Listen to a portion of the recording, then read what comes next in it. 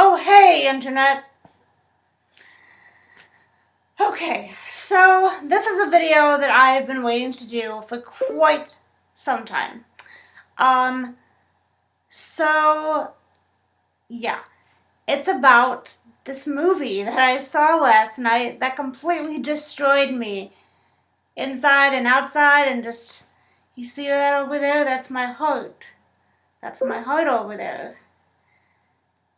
Oh, my God. Okay, so, if anyone has not seen this movie or heard of this book, it is The Fault in Our Stars by John Green, and they made a movie adaptation of it starring Ansel Elgort as Augustus Waters, and Shailene Woodley as Hazel Grace Lancaster. They're basically two kids who have cancer, and they fall in love and go to Amsterdam and just, you know, you're gonna have to read the book, but yeah, stuff happens. And that book, just a little preface, um that book kind of changed my life a little bit. No more than a little bit, but I mean that's another video entirely. The movie, however, I think, okay, let me start by saying that I probably always have something against a movie, which sounds terrible to say, but like, I wouldn't want to be like, oh my god, this is so perfect, but, they did something wrong here, and not say something about it. Which also sounds bad. But, this movie kind of had no faults. Ha, puns. Kind of had no faults for me because it was really, really perfect. Like, it was true to book, which, as a book lover and an English major, I always appreciate. The cinematography was great, which honestly, that's the Oscar category I know the least about. Like, cinematography, you got an award for it. Go you.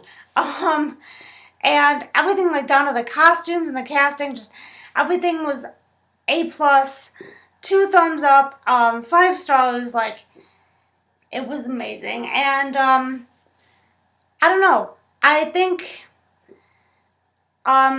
Hazel's mom did a great job in the film. She's kind of underappreciated in the book, but, I don't know, she did an awesome job in the film from when Hazel freaks out about going to Amsterdam and she, like, reveals it to her to, like, when she says she's taking social work classes on Hazel's last good day. Sorry, spoilers, read the book.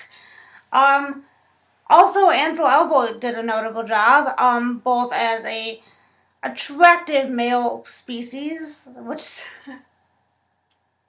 both as a great human being and as Gus Waters. He was compassionate toward Hazel, and he did the ending very, very well. I'd applaud him for going into that place with his role. That was really good.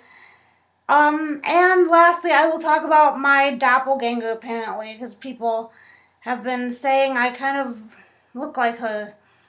Don't see it. But anyway, Shailene Woodley, she was great. She seemed totally awesome and down to earth in the film, and compassionate, loving girlfriend toward Gus, which was great. And just, like, her humor was kind of, like, dry, but it was really, like, it was still really funny. I was surprised, another thing I was surprised at, besides the bucket of tears that lay before me after the movie, spoiler, you will cry.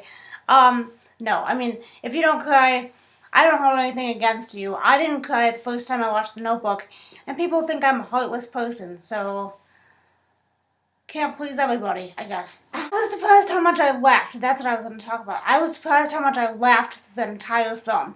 You would think it's like, okay, 2 kids that have cancer, like, this is so depressing and heartbreaking, and, like, when she goes to the hospital, it's like, Gus's world is over, he's waiting in the waiting room, like, this is so depressing.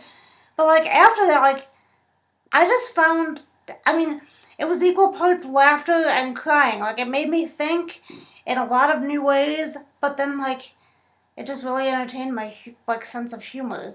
Because they're both so dry about, like, philosophy, and, like, she loves an imperial affliction so much, and he just, like, you know, he's just skeptical, but then he, like, ends up loving it too, but then they share things with each other, and it's just, I don't know, humor was on point, emotions were on point, and you know they were, because I cried before the end, and I'm not going to say what the end is in case you haven't read the book, but I cried before the end, because it just instilled emotions in me, so it did.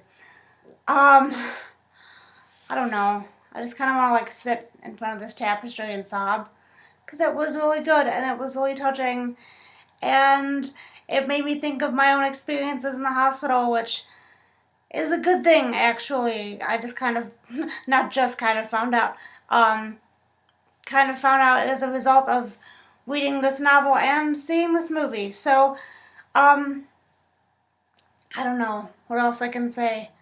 It was just a beautiful film, and I loved it. And I'm going to get it on DVD because there'll probably be some deleted scenes with Ansel Elgort in there, and I approve of those. If you haven't seen the movie and you're skeptic about it, please go see it. Please, like, enrich your lives by seeing this movie and laugh along and just...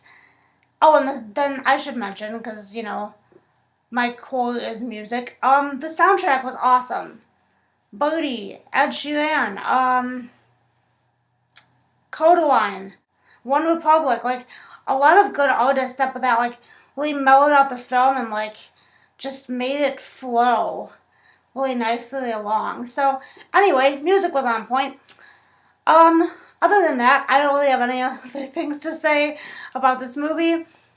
Go see it if you're skeptic, like I said, and try to contain your tears, bring tissues, and don't be surprised if you start crying, because it's highly emotional to see these two kids fall in love and suffer with something so big and so powerful at the same time, while feeling oblivion and knowing that death is inevitable. So, on a negative note, but The Fault in Our Stars, 10 out of 10, because I was gonna raise up 5, but it just happened to be 10.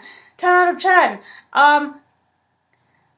If you haven't known my opinions on it, now you do. So, I will see you in the next vlog video, and have a great night.